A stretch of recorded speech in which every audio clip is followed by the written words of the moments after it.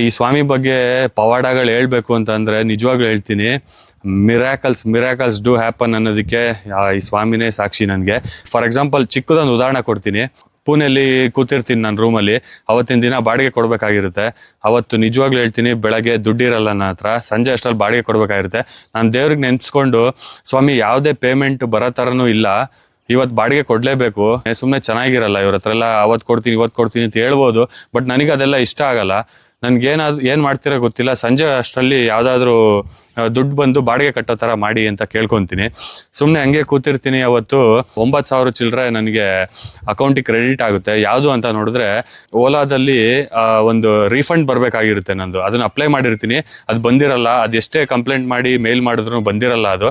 So ಅದು ಎಷ್ಟೋ ತಿಂಗಳುಗಳಾಗೋಗ್ಬಿಟ್ಟಿರುತ್ತೆ. ಅದು ಇನ್ನೇನು ಬರಲ್ಲ ಅಂತ ಕೈ ಬಿಟ್ಬಿಟ್ಟಿರ್ತೀನಿ. ಅದು ಅವತ್ತು ಬರುತ್ತೆ ನೋಡಿ. ನಾನು ಅವತ್ತು ಬೆಳಗ್ಗೆ ಕೇಳ್ಕೊಳೋದಕ್ಕೂ ಬರೋದಕ್ಕೂ ಎಷ್ಟು ಸ್ವಾಮಿ ಮಹಿಮೆ.